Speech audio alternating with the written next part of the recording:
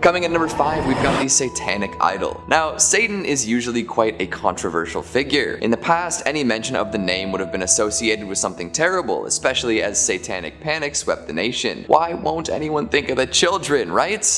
We love to assign weird moral values to stuff to ensure our political weight can be thrown around, but I'm getting off topic. These days, the jury is out on Satan. Many folks love the guy and worship him as ardently as anyone else would worship their deities. Some say he's a more forgiving figure than plenty of other gods and demigods. However, this idol doesn't seem to be associated with that end of the satanic spectrum. This one comes from the bowels of hell and brings with it misfortune and terror, or so they say. Let's take a look at this interesting oddity. With a misshapen horned head, piercing blue eyes, and a strange, unnaturally slim body, this doesn't necessarily look like the powerful demon most folks would assume is Satan. Artists can take liberties with the things they create, so don't write it off simply based on its looks. Apparently, a young hunter had been scavenging through the woods in Connecticut when he stumbled upon this cursed idol. He didn't really know what to do with it, but he took it along just as well. Soon after coming into possession of this horned artifact, he ran into an old man in dark robes, one telling tales of doom and horror. This, of course, spooked the hunter, who discussed this interaction with his friends. Eventually, after some sleepless nights and anxiety, he was put in contact with the Warrens, who came by to evaluate the idol. They deemed it haunted indeed and took it off the poor guy's hands. I'm sure he was very glad to be free of it. Ed and Lorraine strapped the devil thing in and brought it back to their museum, where it still remains. So if you ever get a hankering for some devil worship or really want to look into some Gollum-esque blue eyes, you know where to go. Just be careful. That cloaked man in the woods is said to have been a worshipper of Satan, using the idol in dark and terrible rituals. I'm sure it's safe in the museum, but who knows. Coming in number 4, we've got the toy monkey. What is it about old school toys that makes them so creepy? Like, at some point in history, every single toy maker decided it was time to stop making them look that way and move on to much cuter, cuddlier, cooler, and overall less frightening things. Maybe tastes changed, or folks just collectively woke up to the fact that they were letting their kids play with nightmare objects, but regardless of the reason, I'm glad we've left these designs in the past. Dredging up these figures makes for some good spooky times though, right? Take this toy monkey for example. Would you buy your kids something like this these days? I'd wager no, and for good reason. Not only is it unsettling to look at, plenty of similar monkeys have been featured in the spookiest of scenes across Hollywood, but there's a lot of dark energy imbued in this particular monkey. The one at the Warrens Museum is said to carry a terrible curse. Hell, it was even featured in Annabelle Comes Home. So what does a little monkey have to do to earn such a reputation? Well, this one seems to stalk people, torment them,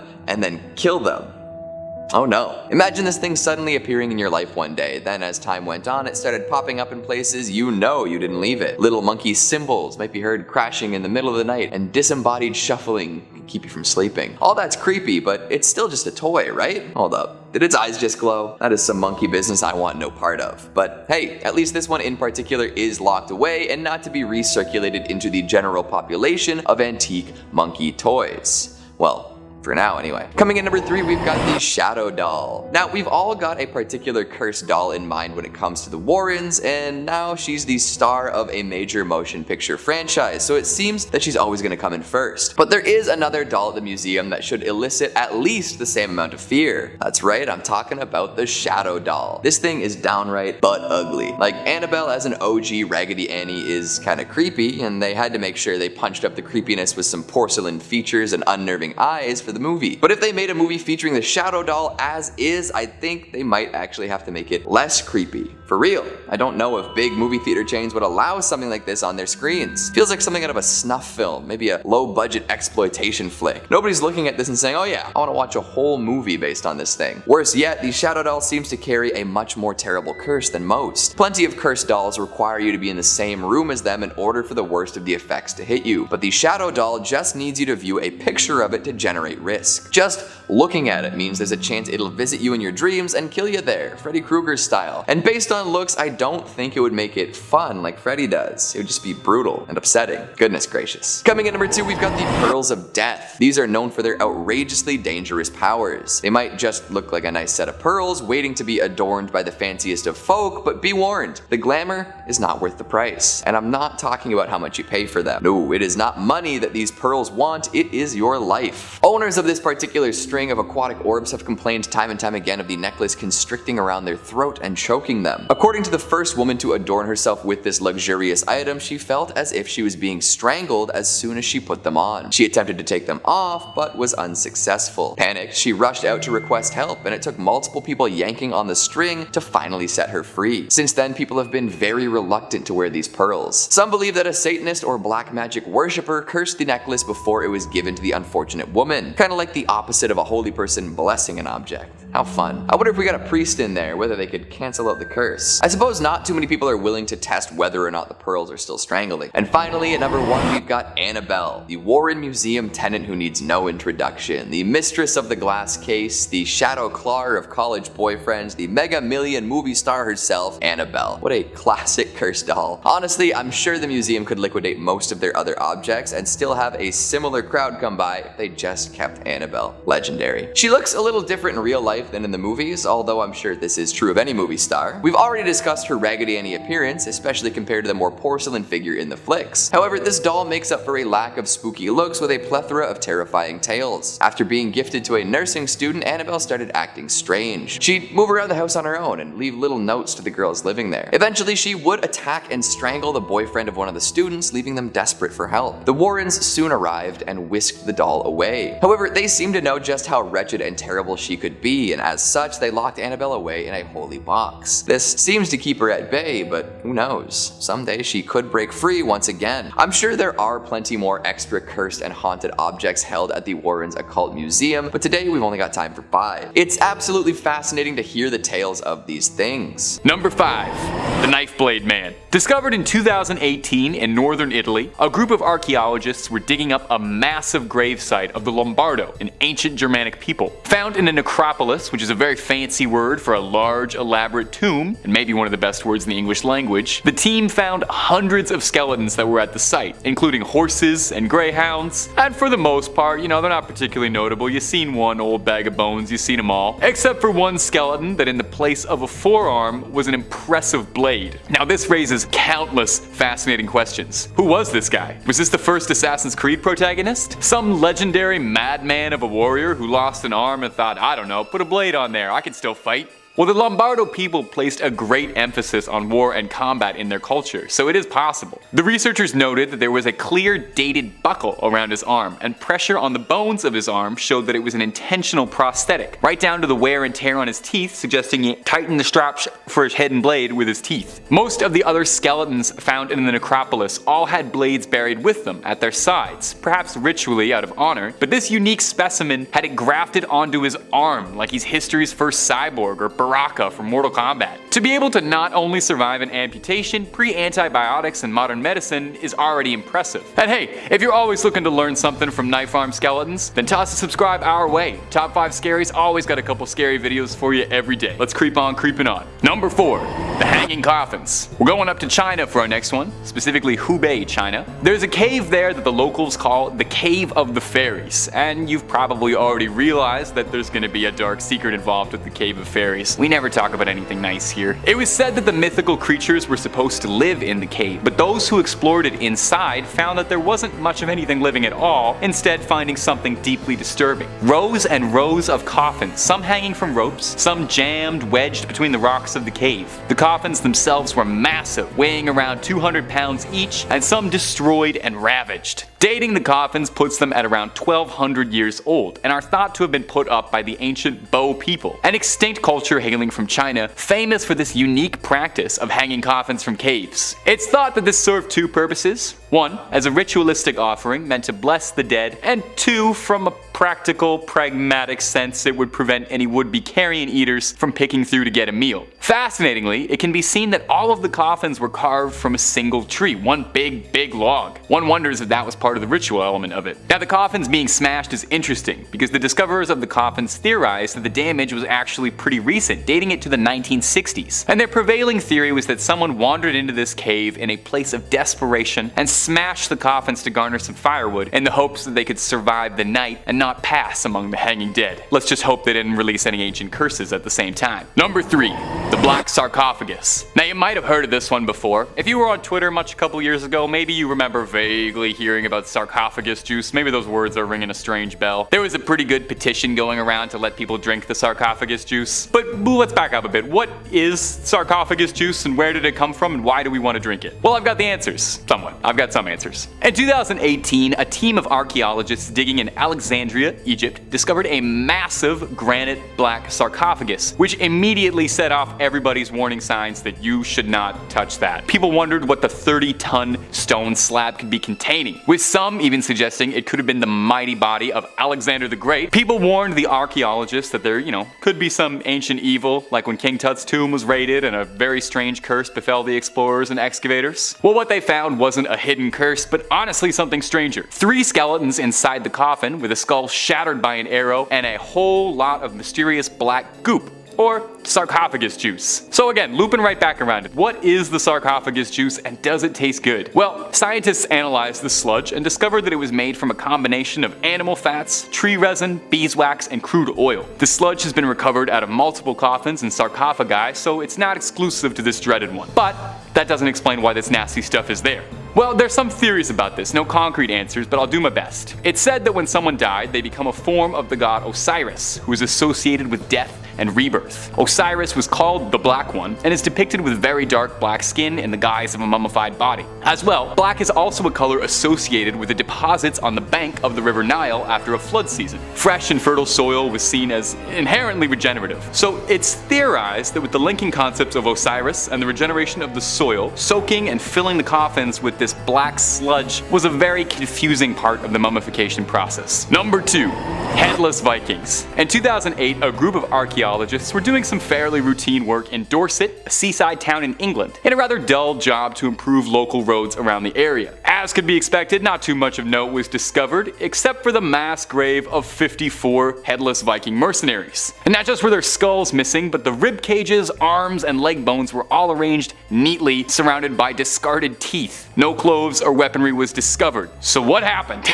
Because nothing my imagination is coming up with is conjuring anything good. Well, the bones revealed some fascinating finds, and I'll warn you now, by Odin's beard, they're all terrifying options. The teeth surrounding the grave were all filed down, but done neatly as if a craftsman had done it. Obviously, pre-Novocaine dental surgery wouldn't go down easy, so the process must have been excruciating, suggesting perhaps these men had it done to them out of some sort of punishment, or they did it to themselves to frighten their opponents and show them just how strong they were. Neither one of those options is particularly pleasant to consider. But now let's get spine chillin' with it. The archaeologists' prevailing theory about what happened to this big Nordic pile of bones is that looking at the wound patterns on the ribs and the torso bones were smart, surgical, precise blows, not matching with a rabid hack job you'd expect from a brawl. The archaeologists suggested that the Vikings weren't slain in battle, but rather offered up perhaps to some sort of strange, sadistic ritual, or perhaps a mass execution. It would explain why the men had no gear with them as well. The large number of bodies and intense cruelty of it suggests that there wasn't any trained executioners, leading to the prevailing theory that it's a dark, dark ritual. Number 1. Bog people. Name one good thing that's ever been found in a bog. Need some help? There's never been one. For peat farmers in northern Europe, it's a thankless life, working in wet, muddy bogs and occasionally finding leathery preserved bog mummies. Due to the low temperatures, lack of oxygen, and high acidity of bogs, bodies found there are preserved disturbingly well. Well, preserved is a bit of a misnomer. They're twisted and rived, but they're intact sort of. It's hard to think of these as preserved well because they look like the scariest things you've ever seen, but the process is weirdly fascinating if you're interested in looking up something disgusting. This happens all over northwestern Europe, with no one specific case to point to. It happens all over Ireland, Germany, Great Britain, the Netherlands, and so on. The bodies range from anywhere as old as 8,000 years old, preserved, to the most recent appearing to have been from the early turn of our century. Now, no one really has any idea how many of these bog bodies could be out there, and no one really knows how the unfortunate bog victims ended up in their final muddy resting spot. Some of them could possibly have just been unlucky souls who found themselves lost and fell in. But another prevailing theory is that Roman Iron Age people in northern Europe sacrificed people to the bogs, which sounds too dark to be real, but apparently is. They would also offer people as sacrifice or as punishment for their perceived social imperfections, which, may I just say, I am very glad this practice isn't commonplace, because I would be cast into the bogs faster than you could say peat deposit. Number 5 on this list is a cannon. Hong Kong is pretty much surrounded by water. Their entire culture is very connected to the water with fishing and boats.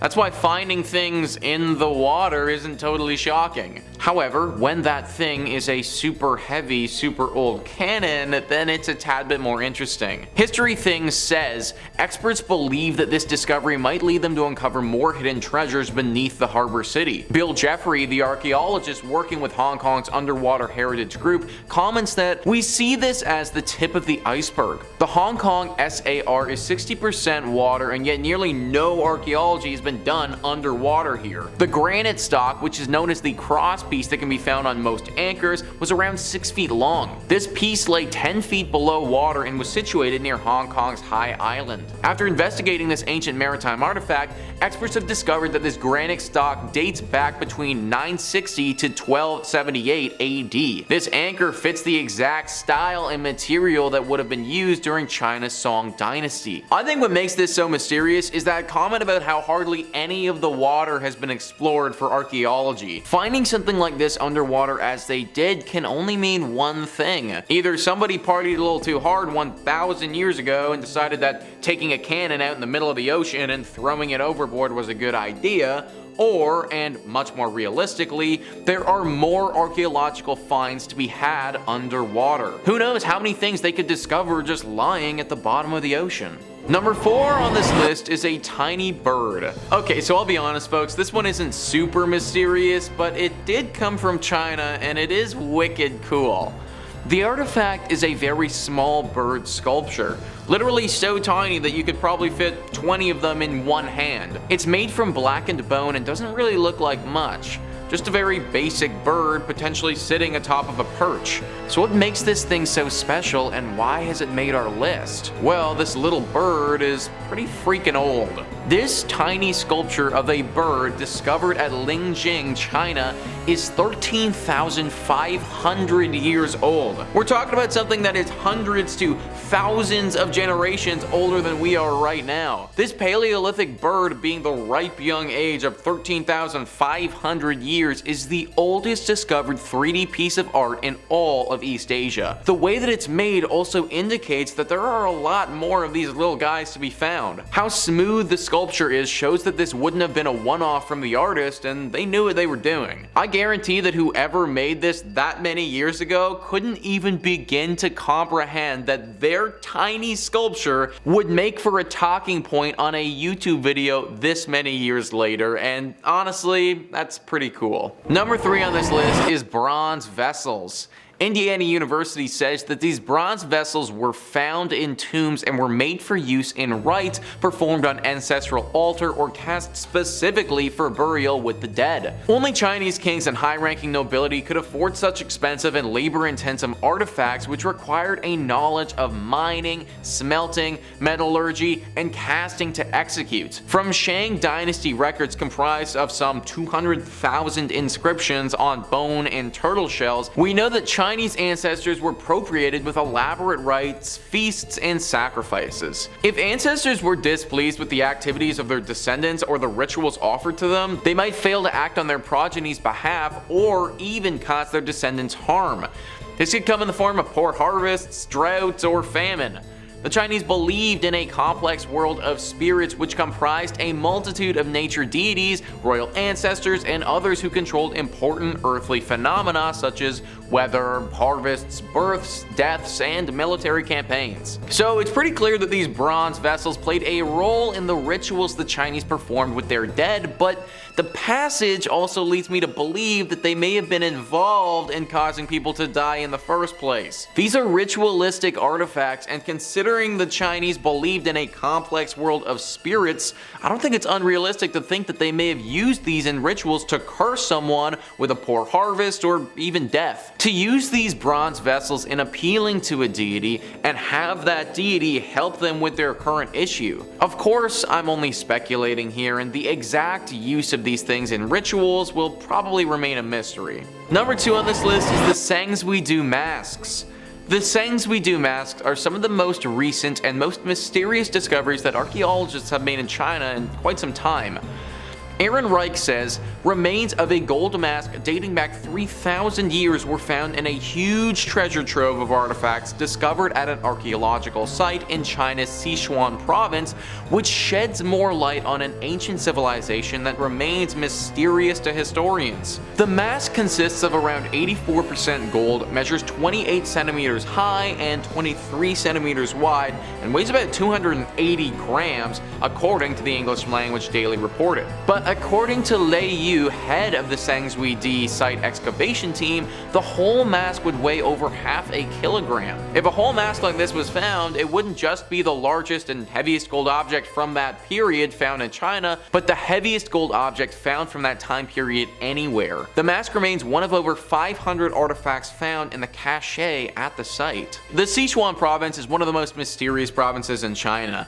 These masks are gorgeous too and look to be extremely valuable. No one currently knows what they were used for. Something this beautiful has to be connected to royalty or to some sort of ancient and important ritual. Potentially something that someone might wear when performing a ritual that would connect them to a god or some other deity. Very little is known about this dynasty and their practices, so sadly these masks and what they were used for will also remain a mystery. And finally, number 1 on this list is the Terracotta Army. The Terracotta Army has got to be the most famous Chinese artifacts to have ever been discovered. There's just simply nothing in the world that comes close to rivaling their uniqueness. Chinese workers digging a well in 1974 made a startling discovery: thousands of life-size terracotta figures of an army prepared for battle. Now called the Terracotta Army or Terracotta Warriors, the figures are located in 3 pits near the city of Xi'an in China's Shaanxi province. After the warriors were discovered, the site became a museum and a UNESCO World Heritage Site in 1987. The pits are situated less than 1 mile to the northeast of a pyramid-shaped mausoleum constructed for the first emperor of China, Xi Zhangquang. According to UNESCO World Heritage Center, archaeologists suspect that the unexcavated tomb could contain an entire replica of the city of Xi'an, which the warriors guard. The 3 pits contain an estimated 8,000 life-size terracotta figures, of which about 2,000 have been excavated. The figures were created to serve the emperor in the afterlife and include a mix of chariots, cavalry, armored soldiers, and archers. There are high-ranking officers, and one of the pits, number 3 actually, served as a command post for the army and contains an honor guard and ornate chariot for the force's chief commander. All 3 pits are active archaeological sites and visitors can see excavations taking place. Maybe the most mysterious thing about all of this is what is in the unexcavated tomb that they're guarding. Based on how the tomb is situated, it's currently impossible to go inside without destroying some of the history, and this is why it remains unsearched. But one has to imagine that whatever is inside of it could be extremely valuable. Whatever is in that unopened tomb warranted the building of over 8,000 statues to guard it. I don't know if I've ever done anything 8,000 times, let alone build extremely intricate statues. Hit me with a comment down below on what you believe these ancient soldiers are actually guarding. Number 5, the Anguished Man painting. Yeah, at first I thought this whole thing was a hoax, but checks off all the right boxes, doesn't it? Artist is an unknown painter, there's real blood mixed in with the paint. The artist then took their own life after they finished the painting. Sounds a bit made up. Well, the original owner, Sean Robinson, claims that his grandmother was the one who actually inherited this painting and gave it to him, saying that there was real blood mixed into this. Okay. His grandmother had claimed that the picture had always seemed to be attached to evil, and even saw a dark figure resembling a man always standing around the painting. After having strange things happen around Sean's house, he too said that he started seeing a shadowy figure, almost like a man now, standing at the bottom of his bed night after night. Sean decided to reach out to Ed and Lorraine Warren, paranormal investigators from Connecticut. He tried keeping the painting around at one point, even tried to sell it online, but for some reason it never sold. Sean said the painting became too dangerous and things were getting worse around the house and decided to give the Warrens the painting for safekeepings. Good idea, Sean. They have the painting locked away in their basement at their home, aka the Occult Museum for everything haunted. The painting is kept out of sight and no one is allowed to even look at it in person, for it draws evil energy, right?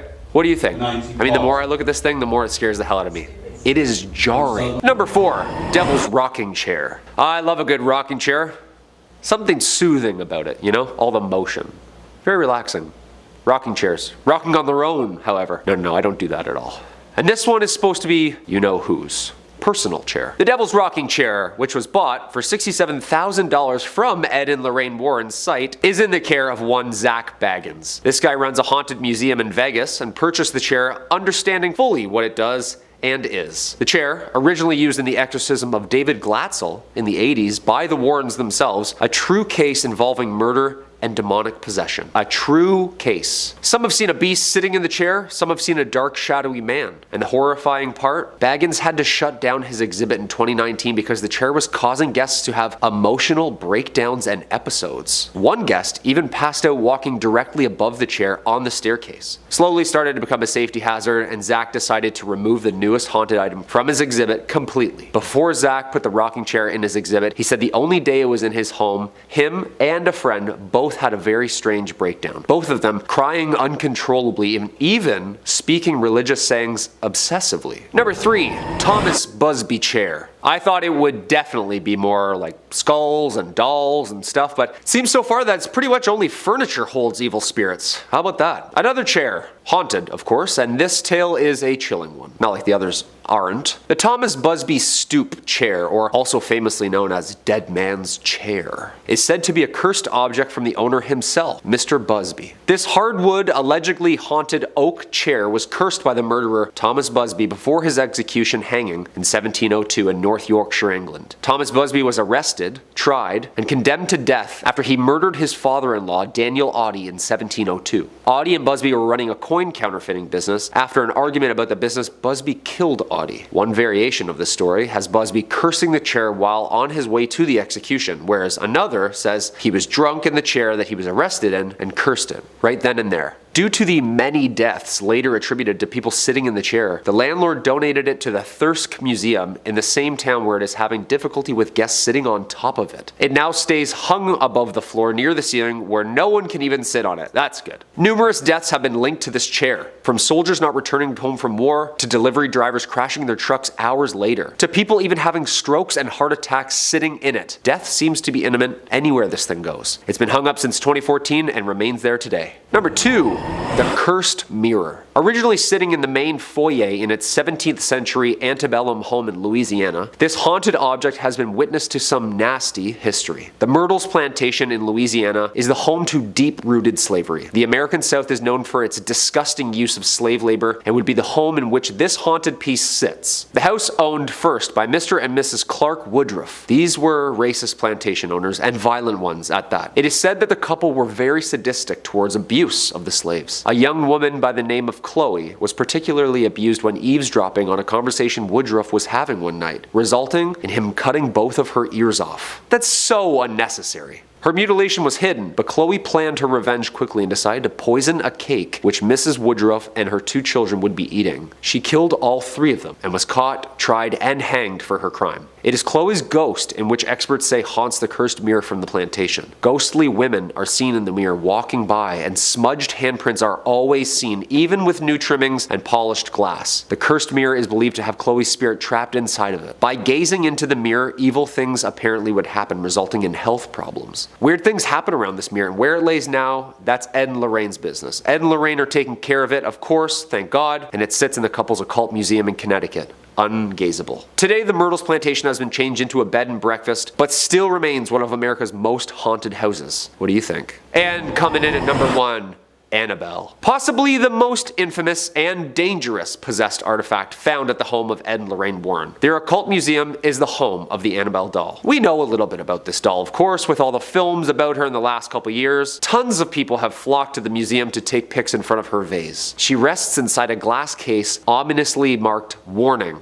Positively do not touch. Warned. She was previously owned by a nursing student, Donna, in 1970. Gifted from her mother from a thrift store. After some creepy incidents involving the doll like levitating onto the table and moving around by itself, she took the doll to a medium who revealed it is possessed by the spirit of a little girl who died young. Ed and Lorraine were eventually called after the incidents would not stop, and they offered to take it to their home. However, this is the scary part on the drive home. Ed himself said that the doll was making the car do things out of his control. Stuffed in a bag, doused in holy water, he still felt the presence. The engine kept turning off, power steering would all of a sudden lock up. The hardest part was getting it into a safe locked case in their museum, where it's been ever since. Thank goodness. The doll holds evil power and demonic possession, Lorraine says, and she refuses to even make eye contact with it. Yeah, you know it's bad when they won't even look it in the eye, huh? The museum unfortunately has been shut down since 2019, but the cursed objects still seem to be staying put. Thank goodness.